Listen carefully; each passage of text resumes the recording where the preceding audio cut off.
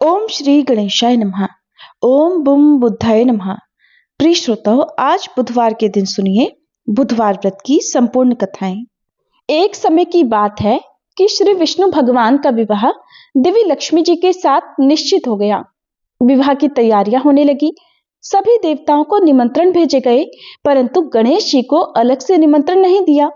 कारण जो भी रहा हो, अब भगवान विष्णु की बारात जाने का समय आ गया। सभी देवतागण अपनी अपनी पत्नियों के साथ विवाह समारोह में आए। उन सब ने देखा कि गणेश जी कहीं दिखाई नहीं दे रहे। तब वे आपस में चर्चा करने लगे कि क्या गणेश जी को न्योता नहीं दिया है या फिर स्वयं गणेश जी ही नहीं आए हैं। सभी को इस बात पर आश्चर्य होने लगा। तभी सबने विचार किया कि क्यों ना श्री विष्णु भगवान से ही इसका कारण पूछा जाए। विष्णु भगवान से पूछने पर उन्होंने कहा कि हमने गणेश जी के पिता भोलेनाथ महादेव जी को न्योता भेज दिया है। यदि गणेश जी अपने पिता के साथ आना चाहते तो आ जाते। अलग से न्योता देने की कोई भी आवश्यकता नहीं थी। और दूसरी बात यह है कि उनको 1.25 मन मूंग, 1.25 मन चावल, 1.25 मन घी और 1.25 मन लड्डू का भोजन दिन भर में चाहिए। यदि गणेश जी नहीं आएंगे तो कोई बात नहीं, दूसरे के घर जाकर इतना सारा खाना पीना अच्छा भी तो नहीं लगता।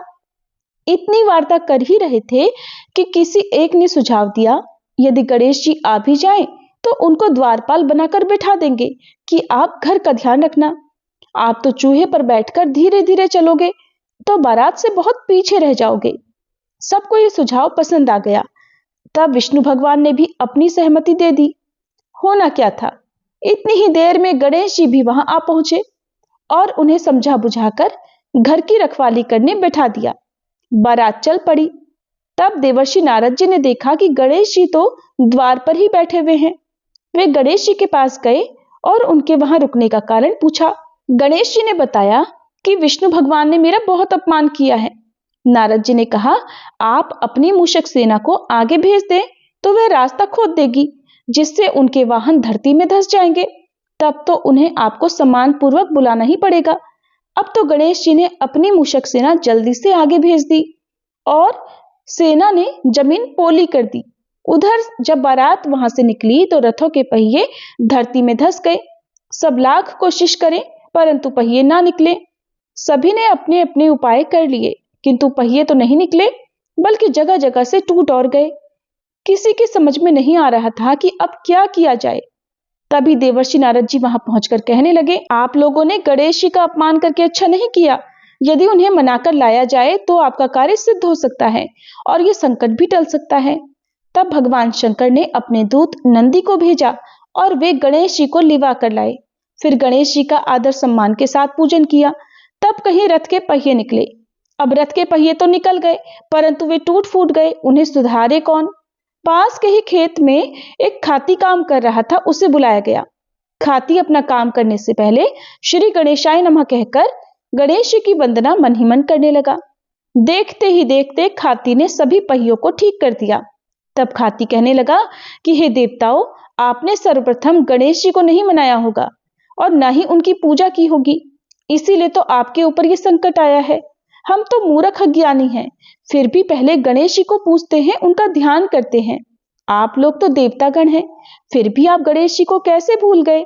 अब आप लोग भगवान श्री गणेश जी की जय बोलकर जाएं, तो आपके सब काम बन जाएंगे और संकट भी नहीं आएगा। ऐसा कहते हुए बारात वहां से चल दी और श्री विष्णु भगवान जी का देवी लक्ष्मी जी के साथ विवाह संपन्न कराकर सभी सकुशल घर लौट आए। हे गणेश जी महाराज, आपने श्री विष्णु का जैसे कार्य सिद्ध किया वैसे ही कार्य सबको सिद्ध करना। सभी प्रेम से बोलिए विघ्नहर्ता भगवान गणेश जी की जय। एक बार एक नवविवाहित दंपति था। एक दिन रविवार को वह अपनी पत्नी को साथ ले जाने के लिए अपनी ससुराल गया। शादी के बाद यह पहली बार था। ससुराल वालों ने उसका खूब स्वागत किया और उसके लिए तरह तरह के भोजन और अच्छे बिस्तर की व्यवस्था की। उसकी पत्नी की सहेलियों ने उससे मजाक किया। उसने उनके मजाक और बातचीत का आनंद लिया। अपनी पत्नी के छोटे भाई बहनों द्वारा दी गई मेहमान नवाजी का आनंद लेते हुए वह बाहरी दुनिया को भूल गया। सोमवार और मंगलवार उसने अन्य कार्यों में बिताए। अब बुधवार था। उसने अपनी सास से कहा, सासू माँ, आज मुझे एक जरूरी काम है, आप अपनी बेटी को मेरे साथ तुरंत भेज दीजिए। तब सासू माँ ने कहा, लेकिन आज तो बुधवार है और बुधवार को कन्याओं को ससुराल भेजना शुभ नहीं होता। ससुराल में बेटियों को भेजना इस दिन अशुभ माना जाता है, इसलिए आज मैं अपनी बेटी को नहीं भेजूंगी। मुझे बुध की कोई परवाह नहीं, वो मुझे कोई नुकसान नहीं पहुंचा सकता। बुधवार मेरे जैसे व्यापारियों के लिए बहुत शुभ होता है। दामाद ने कहा, मुझे भी घर पर एक बहुत जरूरी काम है। सासू माँ ने और ससुर ने दामाद को बहुत समझाया, लेकिन दामाद अपनी जिद पर अड़ा रहा। वह उसी दिन जाने की बात कहता रहा। ससुराल वालों ने उसका मिजाज भांप लिया और अपनी बेटी को उसके साथ भेजने के लिए उन्हें मजबूर होना पड़ा। तब उन्होंने दंपत्ति के लिए एक रथ का इंतजाम किया। वे दोनों पति पत्नी उस रथ में बैठकर एक कस्बे के पास पहुंचे। तब रास्ते में लड़की को प्यास लगी। उसने अपने पति से कहा, मुझे बहुत जोर से प्यास लगी है, कृपया मेरे लिए थोड़ा पानी का इंतजाम कीजिए। पति मान गया और कस्बे की ओर चल पड़ा। उसके पति से मिलता जुलता एक और युवक उसके लिए पानी लेकर आया। लड़की दोनों में कोई फर्क नहीं कर पाई। उसने उसे अपना पति समझ लिया और उससे खूब बातें की। इसी बीच में उसका असली पति वहां आ गया और वह अपनी पत्नी को किसी और से बातें करते और मजाक करते देखकर हैरान रह गया। वह उसके इस व्यवहार से नाराज हो गया। पत्नी भी अपने पति जैसे दिखने वाले दूसरे व्यक्ति को हाथ में पानी का घड़ा लिए देखकर हैरान रह गई। इतनी ही देर में वे दोनों एक जैसी शक्ल वाले पुरुष आपस में झगड़ा करने लगे। उस महिला को अपनी पत्नी बताने लगे। संयोग से एक कोतवाल वहां आया और वह सारा मामला जानना चाहता था। उसने महिला से पूछा, तुम्हारा असली पति कौन है, तुम ही बताओ। महिला ने कहा, मैं तो खुद दुविधा में पड़ गई हूँ, ये दोनों तो एक दूसरे की तरह दिखते हैं। असली पति को अब बहुत दुख हुआ। उसे अपनी सास की बातें याद आ गई। कोतवाल उन्हें राजा के पास लेकर गया और सारी कहानी बताई। सुनकर राजा ने अपने मंत्री को न्याय करने का आदेश दिया। मंत्री ने कोतवाल से कहा, शाम हो चुकी है, इन सबको अलग अलग कोठरियों में बंद कर दो। रात भर कड़ी निगरानी रखो, मैं कल फैसला सुनाऊंगा। अब तो तीनों को अलग अलग कोठरियों में बंद कर दिया गया। रात का घना कोठर था। पहरेदार गहरी नींद में सो रहा था। असली पति बहुत बेचैन था। उसे पछतावा हो रहा था। उसने बड़ी जोर से कहा, मैं अपने अहंकार और ससुराल वालों की अवज्ञा के कारण ही आज ये दुख भोग रहा हूँ। हे बुद्धदेव, हे भगवान, मुझे इस बार क्षमा कर दो। पहरेदार उसकी इस सारी बातों को सुन रहे थे। अगली सुबह मंत्री ने पहरेदारों को बुलवाया। पहरेदारों ने उन दोनों युवकों में से एक युवक के व्यवहार के बारे में बताया।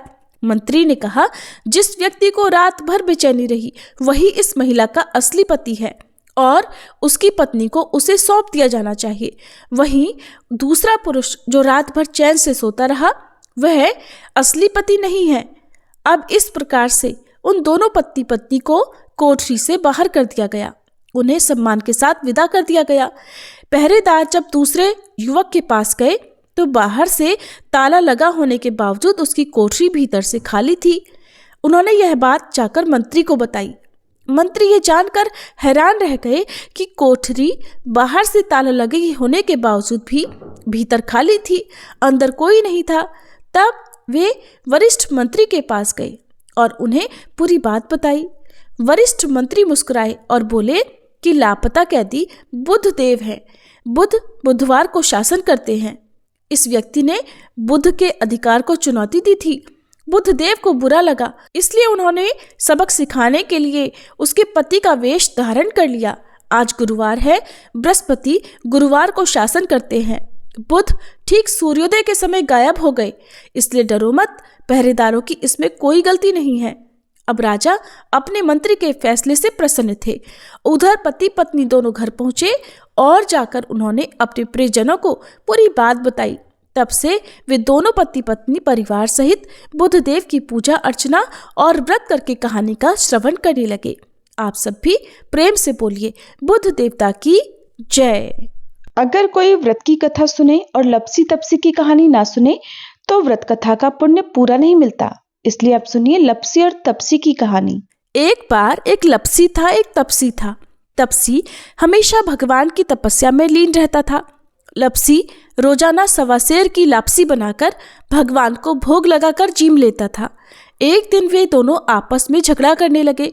तपसी बोला, मैं रोज भगवान की तपस्या करता हूँ इसलिए मैं बड़ा हूँ। लपसी बोला, मैं रोज भगवान को 1.25 सेर लापसी का भोग लगाता हूँ इसलिए मैं बड़ा हूँ। नारद जी वहां से गुजर रहे थे। दोनों को झगड़ा करता देख उनसे पूछा कि तुम दोनों झगड़ा क्यों कर रहे हो। तब लपसी ने खुद को बड़ा होने का कारण बताया और तपसी ने भी खुद को बड़ा होने का कारण नारद जी को बताया। सुनकर नारद जी बोले, तुम्हारा फैसला तो मैं कर दूंगा। दूसरे दिन लपसी और तपसी स्नान कर अपनी रोज की भक्ति करने आए तो नारद जी ने छुपकर 1.25 करोड़ की एक अंगूठी उन दोनों के आगे रख दी।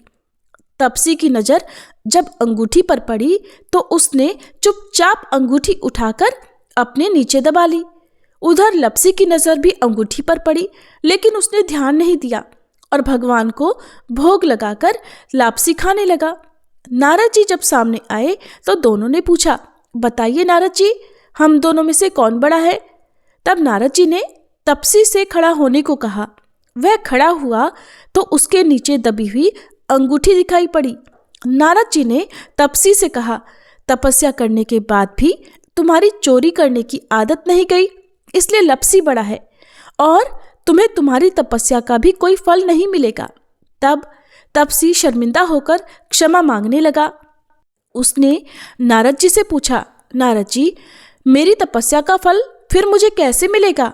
तब देवर्षि नारद जी ने बताया, अगर कोई गाय और कुत्ते की रोटी नहीं बनाएगा तो फल तुझे मिलेगा। अगर कोई ब्राह्मण को जिमाकर दक्षिणा नहीं देगा तो फल तुझे मिलेगा। अगर कोई साड़ी के साथ ब्लाउज नहीं देगा तो फल तुझे मिलेगा। अगर कोई दिए से दिया जलाएगा तो फल तुझे मिलेगा। अगर कोई सारी कहानी सुने लेकिन तुम्हारी कहानी ना सुने तो फल तुझे मिलेगा। उसी दिन से हर व्रत कथा और कहानी के साथ लपसी तपसी की कहानी भी सुनी और कही जाती है। अब सुनिए गणेश भगवान की आरती। जय गणेश जय गणेश जय गणेश देवा, माता जाकी पार्वती पिता महादेवा। जय गणेश जय गणेश जय गणेश देवा, माता जाकी पार्वती पिता महादेवा। एक दंत दयावंत चार भुजाधारी, माथे सिंदूर सोहे मूस की सवारी। जय गणेश जय गणेश जय गणेश देवा, माता जाकी पार्वती पिता महादेवा। पान चढ़े फूल चढ़े और चढ़े मेवा, लड्डुअन का भोग लगे संत करे सेवा। जय गणेश जय गणेश जय गणेश देवा, माता जाकी पार्वती पिता महादेवा। अंधन को आँख देत कोढ़िन को काया, बांझन को पुत्र देत निर्धन को माया। जय गणेश जय गणेश जय गणेश देवा, माता जाकी पार्वती पिता महादेवा। सूर्य श्याम शरण आए सफल की जय सेवा, माता जाकी पार्वती पिता महादेवा। जय गणेश जय गणेश जय गणेश देवा, माता जाकी पार्वती पिता महादेवा। दीनन की लाज रखो शंभु सतकारी, कामना को पूर्ण करो जाऊं बलिहारी। जय गणेश जय गणेश जय गणेश देवा, माता जाकी पार्वती पिता महादेवा। जय गणेश जय गणेश जय गणेश देवा, माता जाकी पार्वती पिता महादेवा।